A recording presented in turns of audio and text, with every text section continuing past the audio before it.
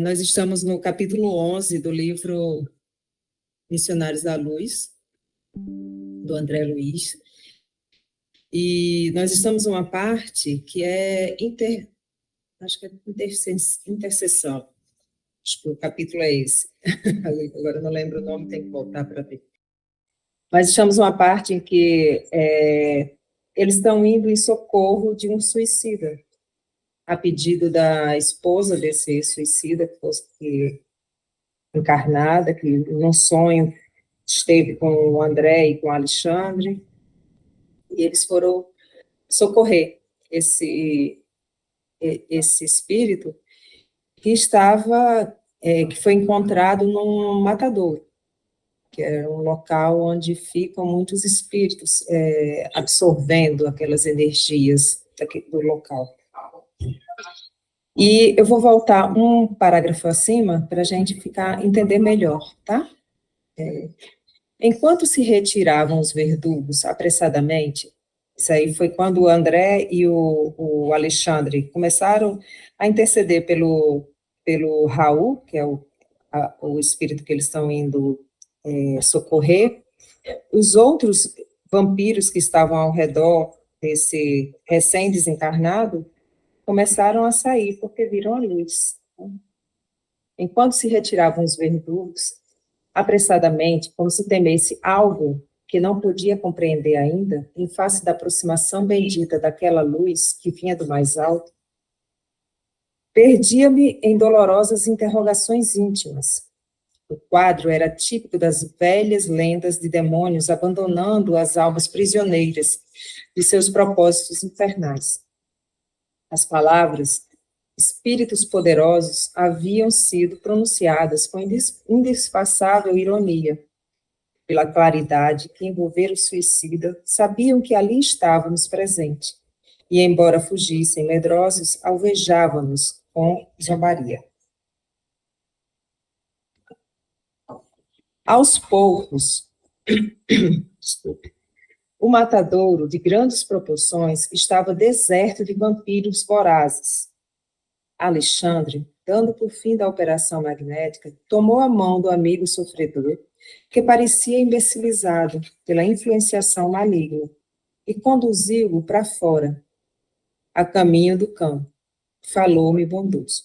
Não guarde no coração as palavras irônicas que ouvimos. Esses irmãos desventurados merecem a nossa maior compaixão.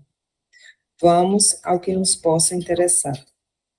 Vou fazer só uma pausa aqui para falar a respeito dessa frase. Não guarde no coração as palavras irônicas que ouvimos. Esses irmãos desventurados merecem a nossa maior compaixão. Quantas vezes, né, aqui no ciclo de encarnados, a gente guarda rancores, guarda qualquer palavra que são ditas em nossa direção, por qualquer motivo que seja, e o quanto que a gente deve relevar, a palavra seria essa, relevar certos ditos, certas palavras que não são muito agradáveis para nós, só apenas relevar, porque naquele momento, se a gente entra naquela sintonia, você termina ficando preso àqueles que estão amaldiçoando, digamos assim, a você mesmo, e vai levando isso no seu coração.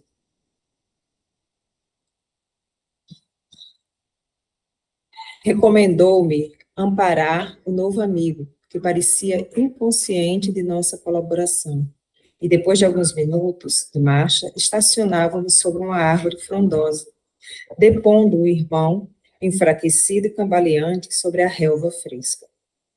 Impressionado com seu olhar inexpressivo, solicitei esclarecimento do orientador, cuja palavra amiga não se fez esperar. O pobrezinho permanece temporariamente desmemoriado.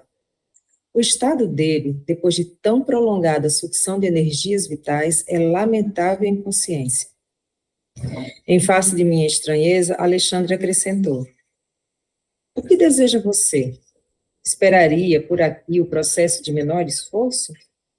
O magnetismo do mal está igualmente cheio de poder, igualmente, para aqueles que caem voluntariamente sob os seus tentáculos. Em seguida, inclinou-se paternalmente sobre o desventurado suicida e indagou: Irmão Raul, como passa? Eu, murmurou o infeliz como se estivesse mergulhado em profundo sono. Não sei, nada sei. Lembra-se da esposa? Não, respondeu o suicida de modo vago. O instrutor levantou-se e disse: a inconsciência dele é total. Precisamos despertá-lo. Em seguida, determinou que eu permanecesse ali, em vigilância, enquanto buscaria recursos necessários. Não poderemos acordá-lo por nós mesmos? Interroguei, admirado. O orientador sorriu e considerou. Bem, se reconhece que você não é veterano em serviços intercessórios, eu vou ler novamente para ler errado. Bem, se reconhece que você não é veterano em serviços intercessórios, esquece-se de que vamos despertá-lo, não só para a consciência própria, senão também para a dor. Romperemos a crosta do magnetismo inferior que o envolve, e Raul regressará aos conhecimentos da situação que lhe é própria. Entretanto, sentirá o martírio do peito varado pelo projétil. Rugirá de angústia ao contato da sobrevivência dolorosa. Criada, aliás, por ele mesmo. É interessante ele falar sobre isso, né? Porque ao que vem sendo conduzido nesse capítulo, o suicida ele ficou completamente desmemoriado, foi pego pelos vampiros, né? São aqueles irmãos menos esclarecidos que estão à procura de almas e de espíritos que estejam recém-desencarnados para dominá-los, né? Dominá-los com a sua maldade que ainda é ignorância. E quando eles vão falando, né, a respeito do que esse irmão vai ser acordado dessa situação e vai sentir todas as dores, como se não tivesse, desencarnado, né? É interessante ele falar isso. Alguém levantou a mão, né? Peraí, deixa eu voltar aqui para baixo. Eu queria só falar que eu achei interessante, desculpe, esse texto aqui. O magnetismo do mal está igualmente cheio de poder, normalmente para aqueles que caem voluntariamente sobre seus tentáculos. Ou seja, esse Raul já tinha sintonia com esse pessoal. Então, não vai ser fácil se ele não tiver a consciência de querer romper. Isso tudo como você falou da compaixão há pouco, Sandro. Nós temos que ter essa iniciativa de ter a compaixão. A compaixão ela é exercitada no dia a dia. Por isso que nós submetemos as provas do cara vir e você se revoltar e você fala, não, eu não posso me revoltar, eu tenho que ter compaixão, porque essa pessoa é uma pessoa que está em evolução, é infeliz, é uma pessoa não esclarecida, e assim sucessivamente. E esse Raul não tinha nada disso, porque, como ele falou, voluntariamente ele já estava ligado a esse pessoal, ele já era assim. Como nós seiscentos no passado, nós já fomos assim. Hoje em dia a gente está lutando para ter compaixão, ter tolerância, ter amor, o que a gente exercita todo dia, solicitando a luz do amor, que sejamos amorosos com todos, porque o ódio dentro da gente é fácil.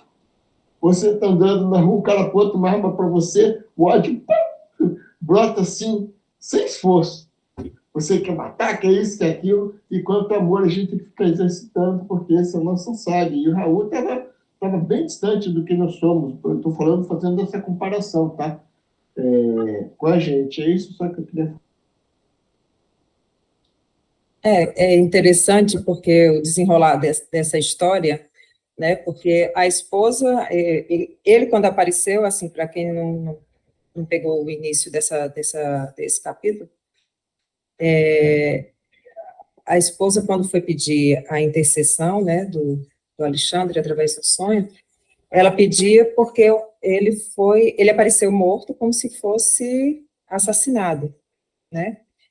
E, na verdade, ele é um suicida, e não mostrava nenhuma dessas características ainda, né, assim, para a família, ele era uma pessoa diferente, né, uma pessoa boa, trabalhadora, mas só ninguém sabe o que se passa na mente de cada um, né? Sônia, deixa eu contar Pode uma falar, coisa que pode você falar. está falando aqui. No prédio de minha mãe, eu morava lá, né? Então tinha o dentista. O dentista, oh, bom dia, todo, sabe, todo gentil, todo atencioso, todo com família, vivia para a família, mas isso tudo na aparência. Só veio saber dos podres dele, que ele era dentista, como eu falei, ele foi se jogou do consultório dele lá no centro da cidade. Com a morte dele que as coisas começaram a surgir, entendeu? Então, o Raul podia ser um exemplo desse para a esposa dele, mostrar que era uma coisa que ele não era dentro dele. Entendeu? Esse, estou te falando desse suicídio, esse médico, ele suicidou, foi um choque lá no prédio, porque ele era bem visto, isso e aquilo, e depois mostrou o podre dele. Aí todo mundo ficou chocado de novo. É só isso que eu queria falar. Continua.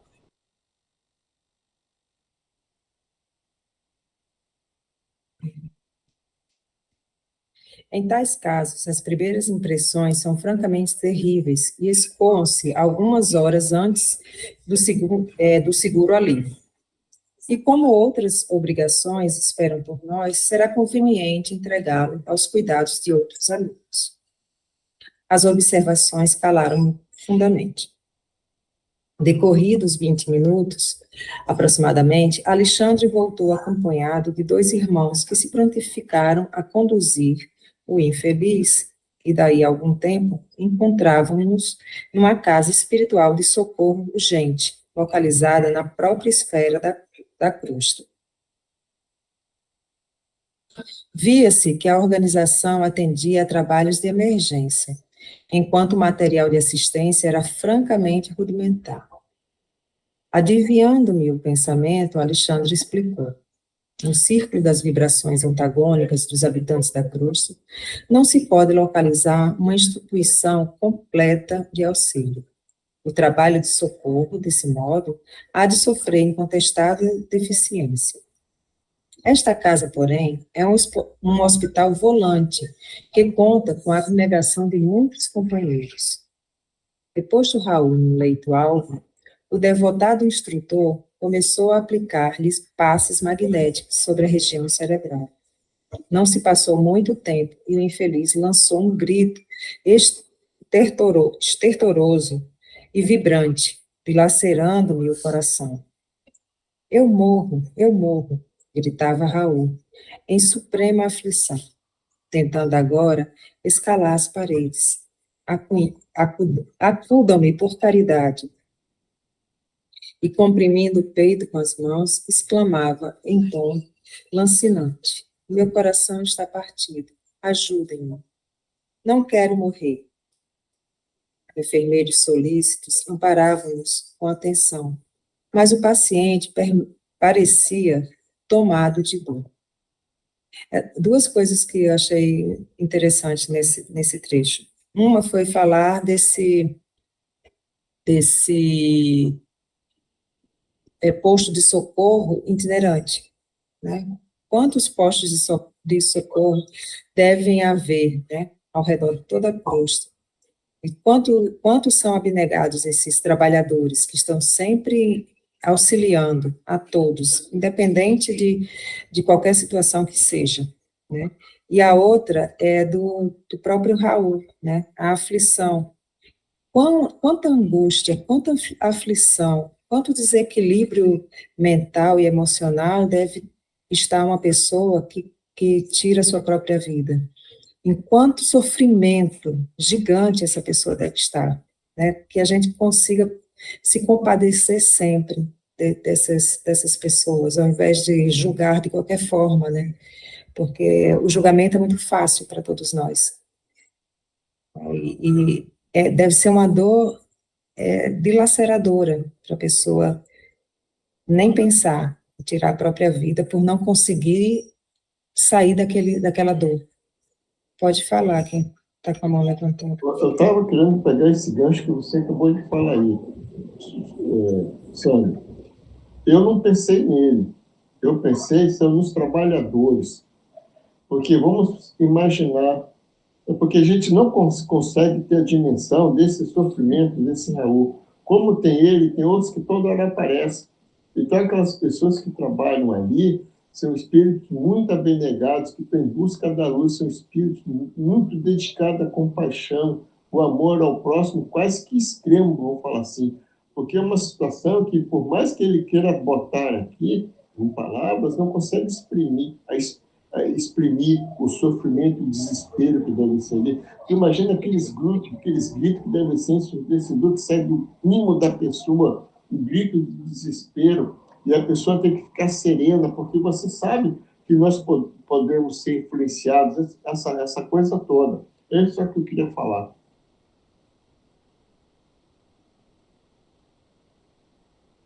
Continua. Deixa eu só ver aqui uma coisa, se eu consigo continuar daqui. Ah, não. Tá. Meu coração está partido. Ajudem-me. Não quero morrer. Peraí, vou botar. Enfermeiros solícitos amparavam-no com atenção, mas o paciente parecia tomado de horror. Olhos esgazeados, em máscaras de sofrimento indefinível, continuava gritando estentoricamente, como se houvesse acordado de um pesadelo angustioso. Esther, Esther, chamou o infeliz, recordando a esposa devotada. Venha meu auxílio, pelo amor de Deus. Socorra-me. Meus filhos, meus filhos. Alexandre acercou-se dele paternalmente e obtemperou. Raul, tenha paciência e fé no divino poder.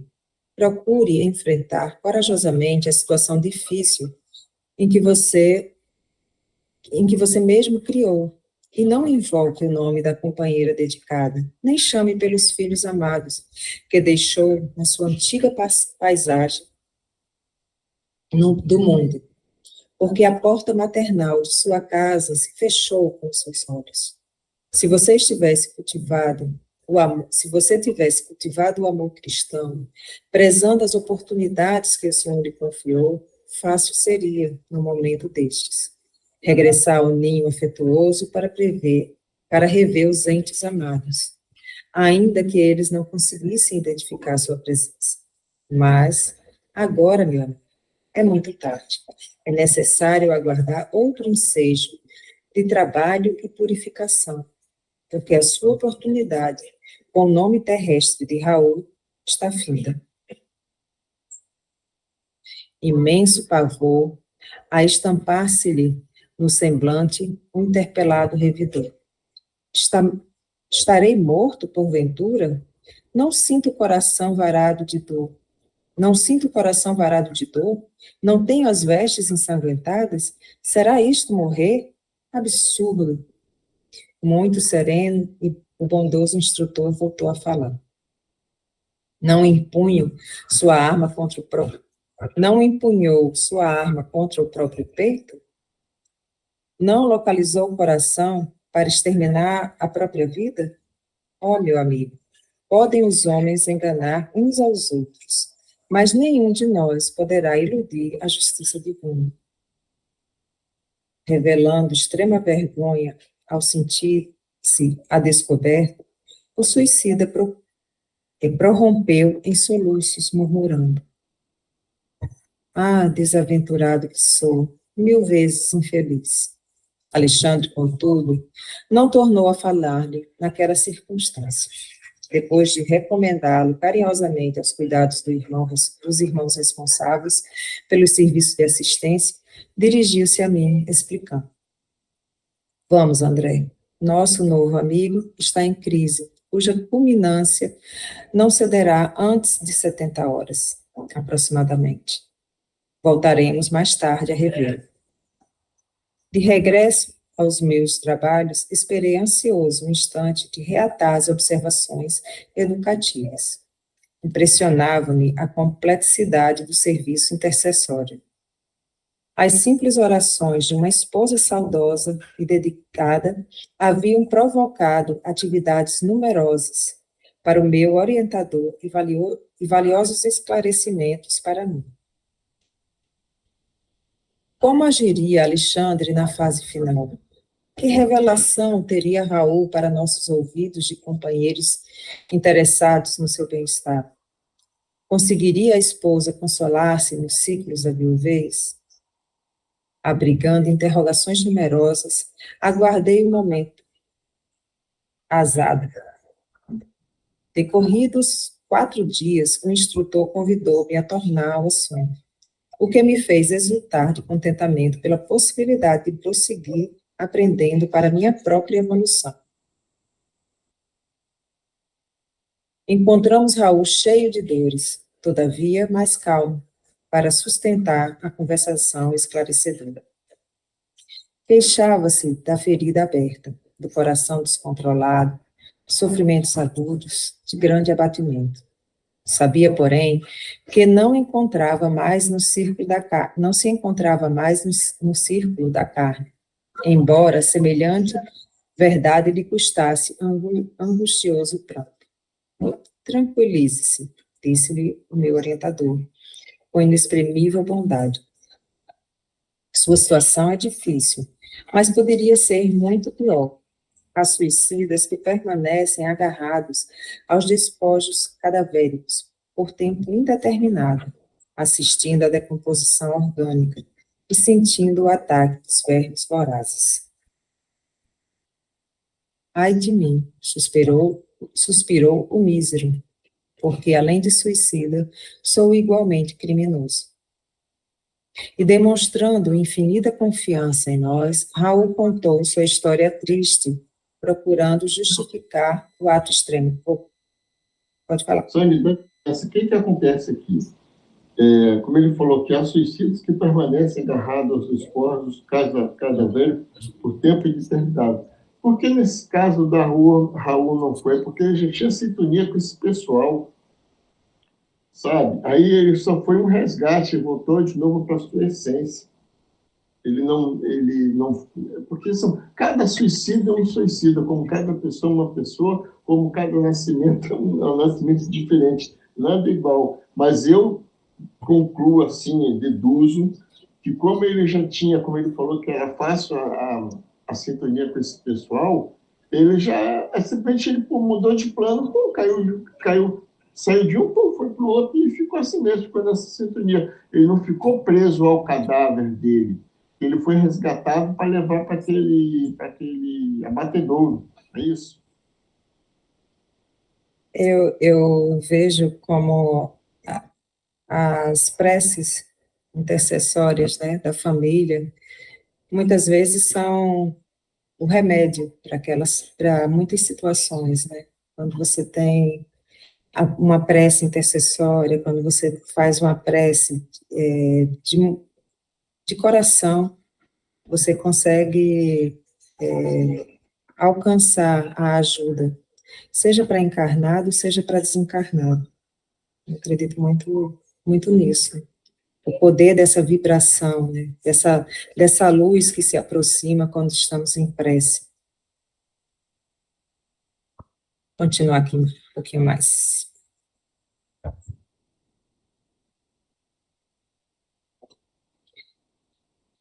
Na mocidade, viera do interior para a cidade grande, atendendo ao convite de Noé, seu camarada de infância, companheiro devotado e sincero.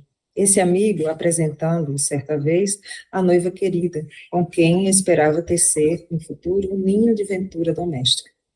Aí, desde o dia, porém, que vira Esté pela primeira vez, nunca mais pôde esquecê-la. Personificava a jovem o que ele, Raul, reputava como um ser mais alto ideal para um matrimônio feliz. Em sua presença, sentia-se mais ditoso dos homens, Seu olhar alimentava-lhe o coração, suas ideias constituíam a continuidade de seus próprios pensamentos. Como, porém, fazer-lhe sentir o afeto imenso? Noé, o bondoso companheiro do passado, tornara-se-lhe o empecilho que precisava remover.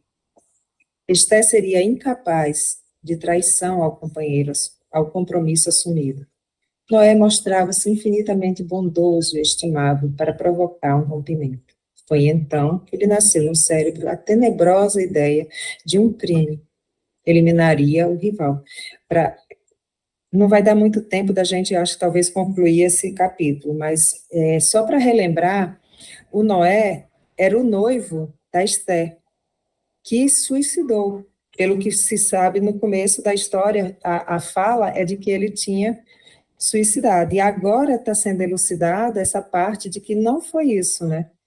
Ou a gente vai ver mais para frente, que ela era apaixonada pelo Noé, e quando ela foi procurar o Alexandre, ela falou a respeito, né, de quando foi elucidado que podia o Raul ter suicidado, não ser um assassinato, ela disse, ela ficou muito intrigada com aquilo, porque o Noé havia suicidado também. Vamos continuar. Rapidinho, sabe o que é que me reporta? Toda essa parte do Raul, como eu já conversei, nós já conversamos ontem, aquele dentista, sabe, a gente não sabe, não pode taxar ou julgar tal, mas me lembra toda hora essa coisa na cabeça, porque era um cara tão assim que ninguém acreditou, sabe? E por trás tinha uma sombra terrível, sabe? É isso só. Foge a nossa... Porque aqui a gente está no mundo das aparências, como ele fala, que ninguém engana Deus, o que está por trás do seu consciente, né? É isso. Obrigado. Vou ler só mais esse pedacinho. Não cederia sua felicidade a ninguém. O colega deveria morrer. Mas como efetuar um plano sem complicações com a justiça? Aí. Não vai dar tempo. Vamos continuar depois. Fica a cena dos próximos capítulos.